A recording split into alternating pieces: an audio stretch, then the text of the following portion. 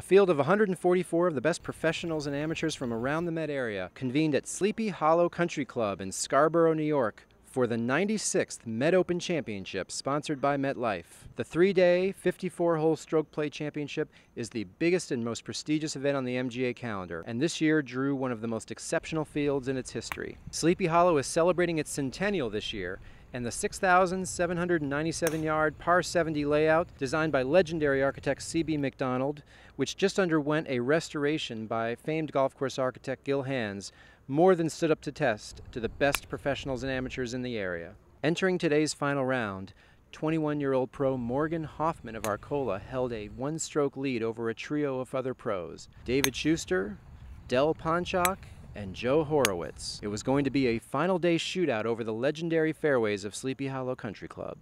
Hoffman got off to a solid start and kept his lead through the first half of the front nine. However, one group ahead of him, Joe Horowitz, was making a charge. He got it to 7 under at one point in the front nine, following 3 consecutive birdies and an eagle.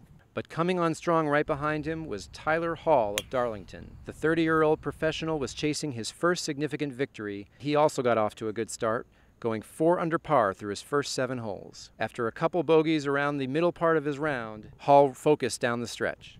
He had a beautiful birdie on the 12th hole, sinking a long putt just after the rain delay, which lasted 2 hours. Hall came to the tee of the par 3 16th hole with a one-stroke lead. However, a bogey put him back into a tie with Joe Horowitz. On 17, he made a terrific par after pulling his drive near the second fairway, and came to the 18th tee with a one-stroke lead. After a good drive, he let a 7-iron get away from him to the right and was forced into a very difficult up-and-down position to the right of the 18th green. He told himself to believe, and he pulled it off, hitting a fantastic flop shot in front of the gallery to 12 feet. He stood over the putt and calmly sunk it, knowing that that was likely the putt that won him the 2011 Met Open. Now let's hear from our champion, Tyler Hall. I came out great right out of the gates. I made a really nice birdie at 1. And just kind of played steady for the next 4 holes and made an unbelievable eagle on the par 5-6 up the hill. I hit a great 7-iron in there about 15 feet, knocked it in as I heard the thunder rumbling. Got over to 7T, hit a 7-iron, thought it was dead, left of the pin about 50 feet. It caught the back bank and rolled to 4 feet.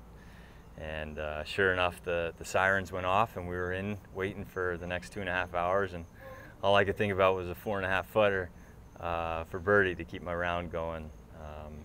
But I came out right after the rain delay and knocked it in. Tyler, can you talk a little bit about the significance of this victory to you in your career? It's unbelievable. To be honest, I didn't know where my career was heading prior to this week. There were thoughts of moving on to other things, barring a victory here this week, and here I am with this. So I would say things have changed mildly, at least. But I don't know, I don't know what's ahead of me, but I can say this is a serious game changer for me.